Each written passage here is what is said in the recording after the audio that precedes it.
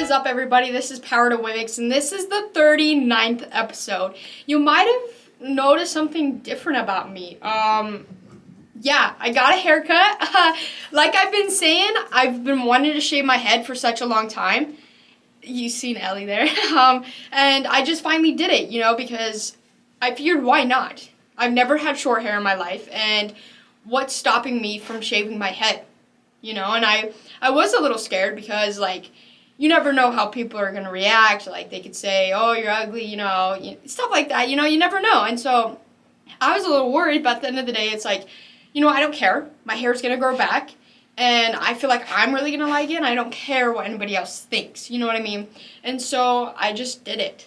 And I just want to tell you all or encourage you all to do something that you're scared to do. If you're scared to shave your head, but you want to shave your head, I would shave your head. And things like that, just do what makes you feel good, because why else are we here besides to be free and to live the life that we want, Like I said, we were put on this earth to get everything that we want, because why not? We deserve it, right? Yes. Also, today I have my special friend, Clara. So this is Clara. She's a beautiful, beautiful plant. I don't know what kind of plant she is, but she looks like she has lily pads on the top of her, her leaves look like lily pads. So she might be part of that family, but I'm not really sure. But yeah, Clara here is going to be helping me talk about a very amazing, beautiful, strong, smart woman that I'm going to be talking about today. So her name is Susan Le Flesche. That is right. She was born June 17th, 1865, and she sadly passed away September 18th, 1915.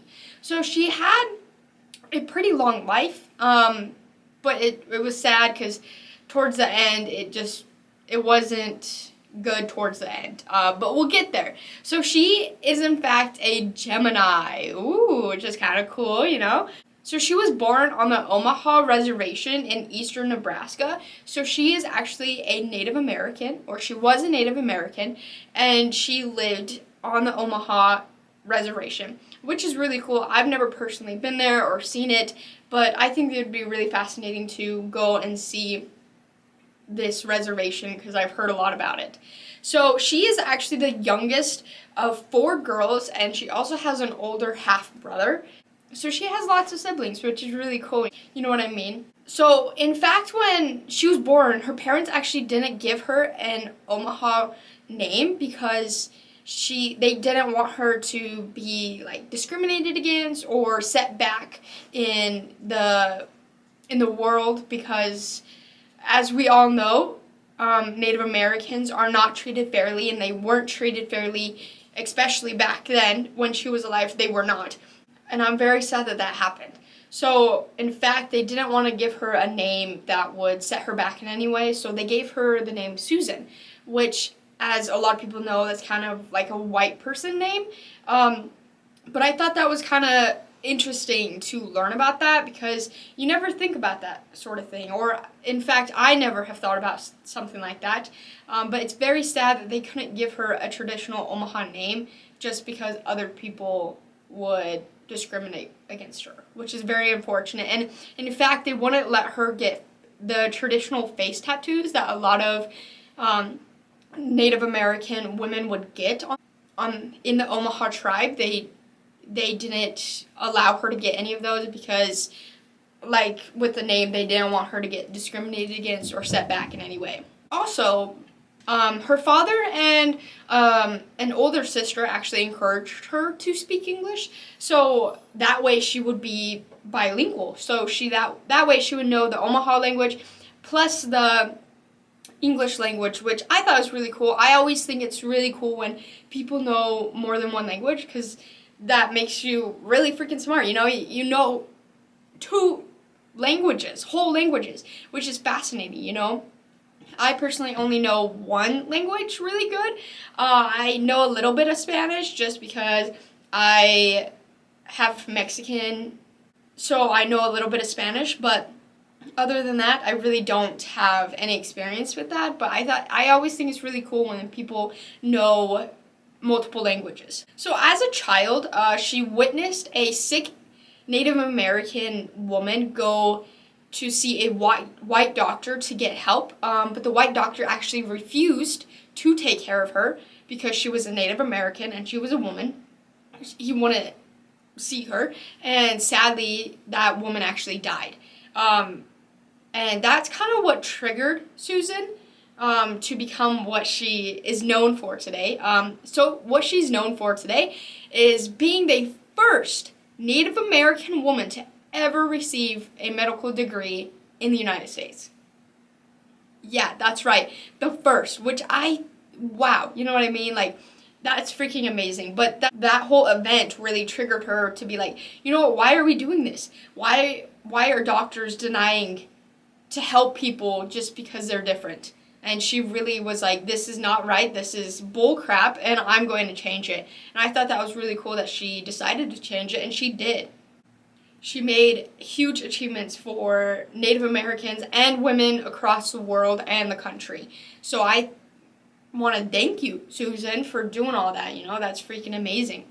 So when she was a child, she was going to the mission school, but then by the time she was 14, she left to Elizabeth, New Jersey, where she studied at the Elizabeth Institute, and she studied there for 2.5 years, and then she came back to the reservation when she was 17. So at 17, when she came back, she started teaching at the agency school, which was the school on the reservation, which is really cool. You know, she got the knowledge, and then she brought it back, and she spread the knowledge around to her community and tribe, which I thought that was really cool. And I think that's always important because, like I always say, education is power, knowledge is power. So I just feel like if you know something, you should help teach somebody else for it too, you know what I mean? So after 2.5 years of that, she left for the Hampton Institute in 1884, and that's in Hampton, Virginia. She actually graduated from Hampton Institute on May 20th, 1886, where she was a class salutatorian, so that means she was the second of her class, which is freaking amazing. And she was also awarded the Demarest Prize, which is given to the graduating senior who receives the highest examination scores during the junior year. Wow. Like that just proves that she was freaking smart, you know what I mean, which is freaking amazing. So female graduates of the Hampton Institute were generally encouraged to either teach or go back to their reservations and become Christian wives or mothers or anything like that. Like, women were not encouraged to go any higher than where Susan is at right now.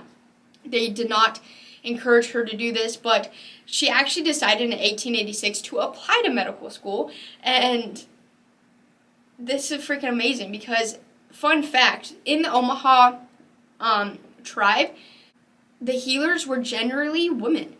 So it's like, why did this all of a sudden change? And, well, I know why it changed, because white people came in and changed it. But I find that really, really sad because that's not how it should have been. And I'm so glad that she kind of went back to the roots of her tribe and actually became a healer for her tribe, which I thought that was freaking amazing. So she was actually accepted into the Women's Medical College of Pennsylvania.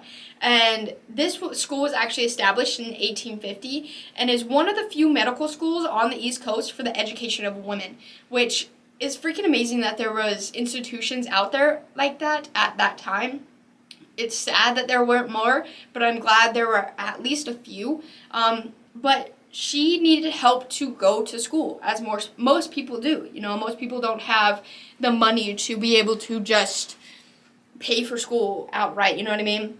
So she actually asked a family friend by the name of Alice Fletcher, who was an ethnographer from Massachusetts, and she had broad networks all across the women education boards and all of that, and Susan actually helped nurse her back to health when she was younger. So Alice was actually able to get into contact with this association. So Alice actually wrote to a Connecticut Indian Association, and she described Susan's life and what she wanted to do, and she said that she wanted to enter homes of her people as a physician and teach them hygiene as well as curing their illnesses. And this was in line with the Victorian virtues of domesticality, which the association wanted to encourage. So I'm super happy that they were actually able to help Susan to go to school and to help people, you know what I mean? I find it really sad that the only reason this association helped her out was because they were like, oh, that's gonna help them become more domesticated. That's so wrong, you know what I mean? Like, she wanted to help people because the white people were not helping her people. You know what I mean? And so I find that so freaking sad that something like that is the reason she got to be pushed forward. But I'm also really glad that that happened, just because without that, she would not have been able to go to medical school, and she would not have been able to help all the people that she did in the future. So yeah, so the association actually sponsored her to go to school. They paid for housing, they paid for books and other supplies. So basically she got a full ride, which is amazing. Also, fun fact, she's actually considered the first person in the United States to ever receive aid for professional education in the United States. That is right. That is freaking amazing. You know what I mean? Like I said, it was sad that like the reasoning behind the association for helping her, but I'm just so glad that they were willing to help her, because as you can see, they never helped anybody else before.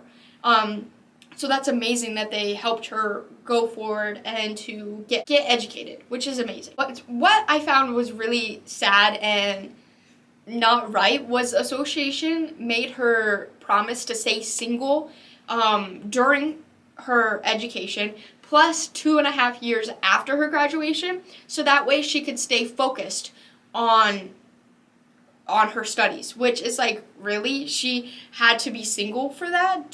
Does this association make all the men do that? Probably not. But that was really unfortunate, but she wanted a medical degree, and she wanted that, so she stayed single. So in fact, when she graduated on March 14th, 1889, she was a valedictorian of her class, which is freaking amazing. This was a 3-year course, and for her to be able to keep that up, keep her grades up, is freaking amazing, you know what I mean? So in June 1889, she applied for the position of government physician at the Omaha Agency Indian School, and she was offered the position less than 2 months later, which is freaking amazing. Like I said, she went out and got educated, and she got knowledge, and she brings it back to her community, which is freaking amazing. So the job was not easy.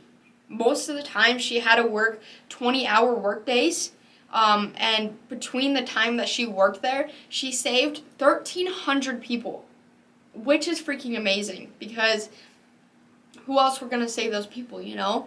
And I'm just so glad that she was able to do that. But I could not imagine 20-hour work days.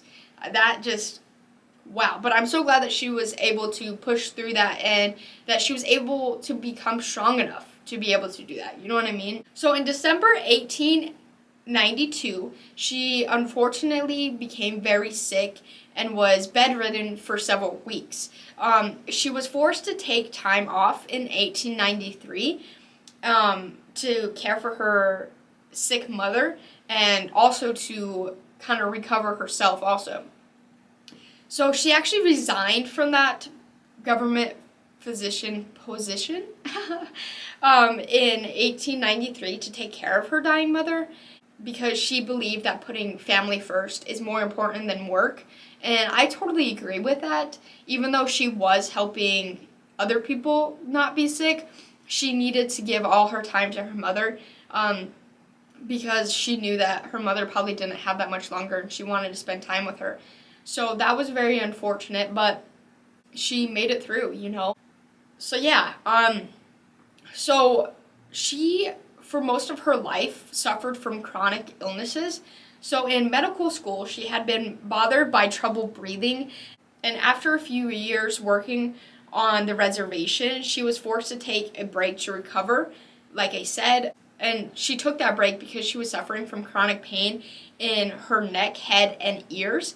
And she recovered, but then she, like I said, fell ill again. And this time it was because she fell off of a horse, and that left significant internal injuries. Over time, her condition caused her to go deaf. It's very, very unfortunate, and I was very sad to hear that, just because she is a doctor and she probably knew everything that was happening to her, or maybe she didn't, but she probably knew something, you know what I mean? And it's just really sad that people have to live in chronic pain or have chronic illnesses, which is really sad that she got sick. But that goes to say that she is such a strong woman that she kept pushing through that, you know what I mean? She had chronic neck, head, and ear pains. I could not imagine what the pain she felt.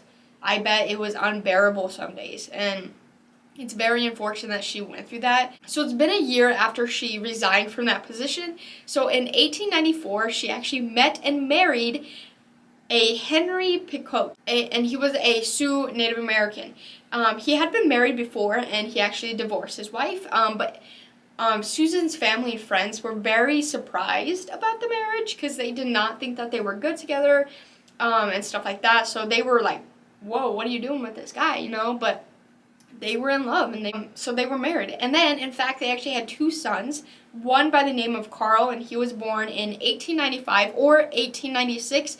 The records weren't clear. And then they had a second son named Pierre, and born in early 1898. So they had a whole little family, which is really cute, and we love to see that. In addition to caring for people's immediate medical problems, she also sought to educate her community about preventative medicine and other public health issues, including temperance, and also including alcoholism, because alcoholism actually affected her husband.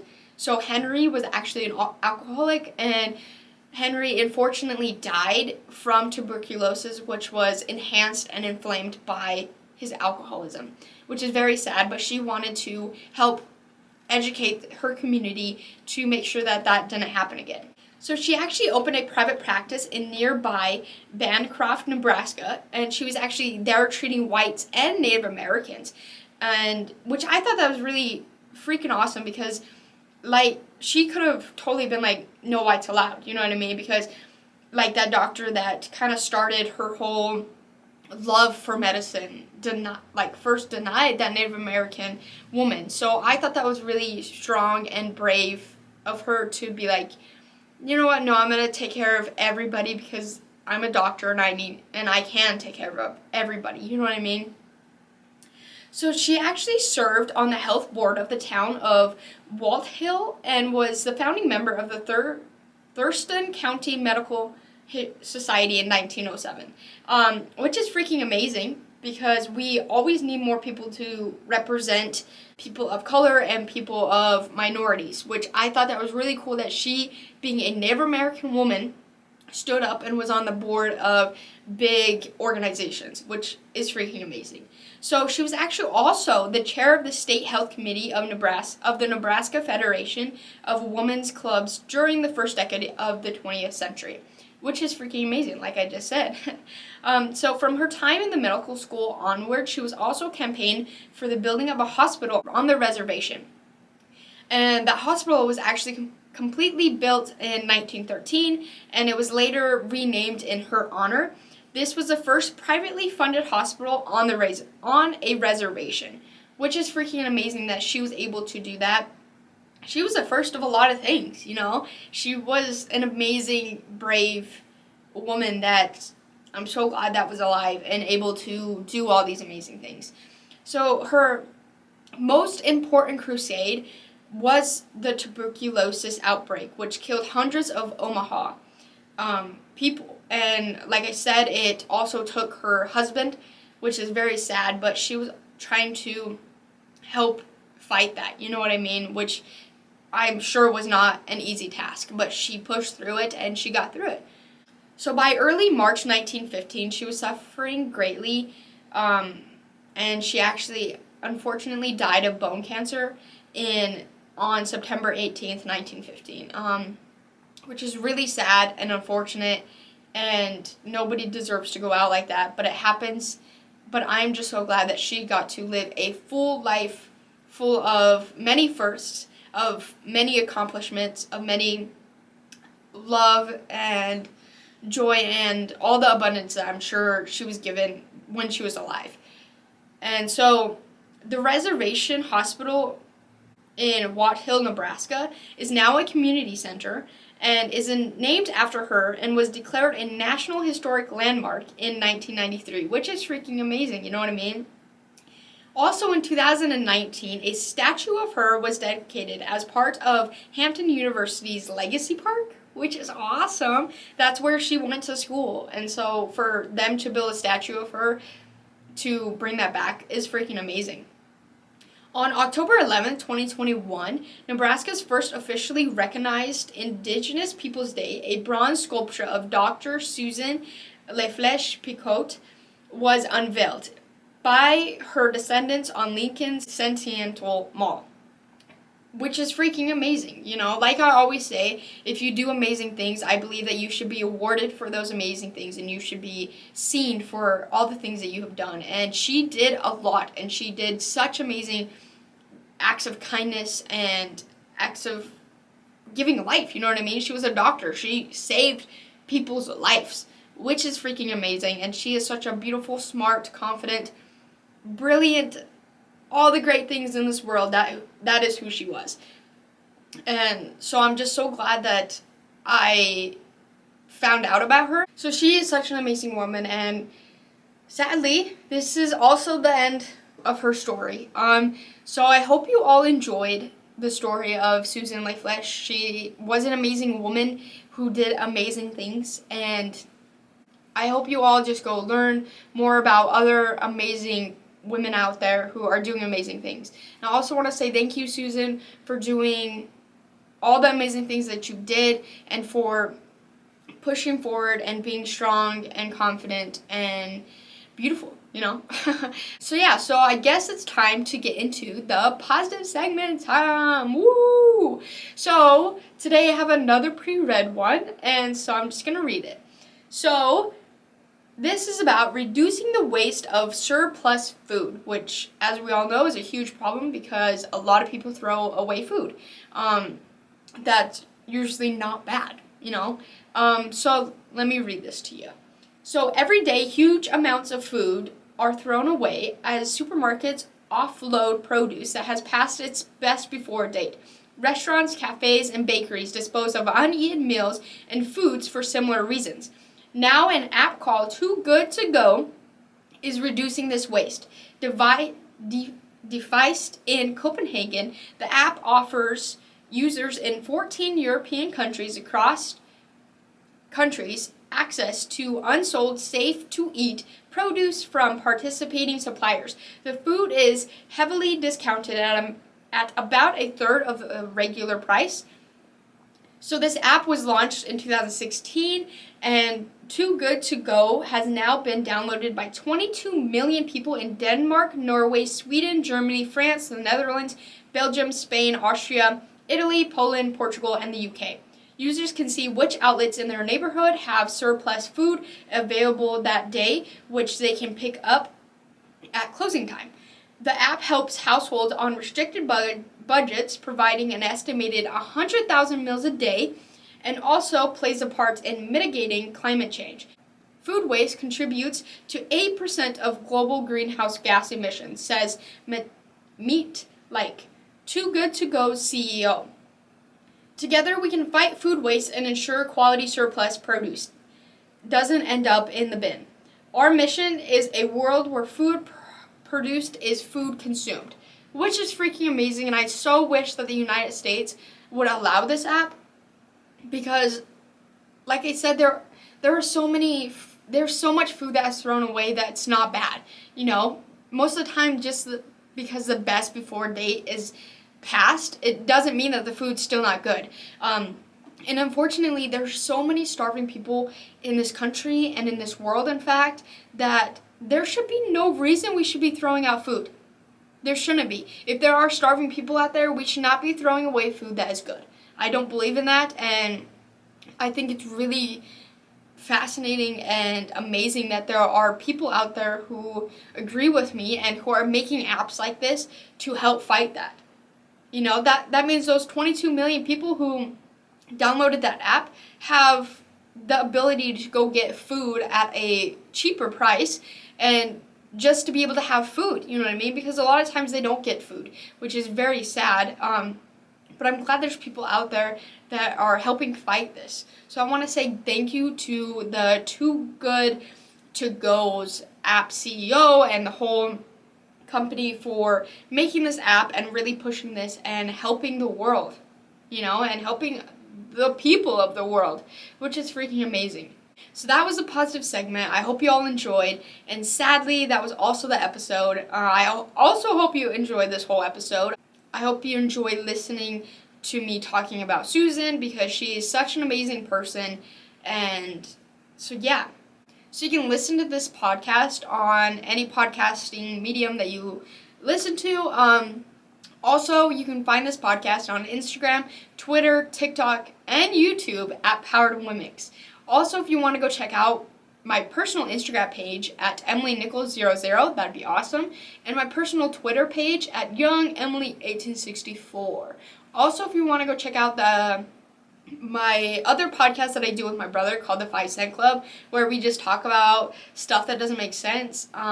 And this week, we're actually talking about the Halloween origin story. So be sure to go check that out. It's going to be a really good episode. And I hope you all have an amazing rest of your day. Stay safe out there, stay healthy, and don't waste food, okay? Also, if you are contemplating about doing something that might be scary or you might be the first person to do that, just remember that you can do this. You are brave, you are confident, you can do anything that you put your mind to it. You deserve everything that you want out of this life. So with that being said, go out there, chase what you want, get what you want, and be kind to everybody, okay? Help everybody out, and yeah. Have an amazing rest of your week. As always, I'll talk to you, and I'll see ya next week on Tuesday. Peace and aliens be with ya.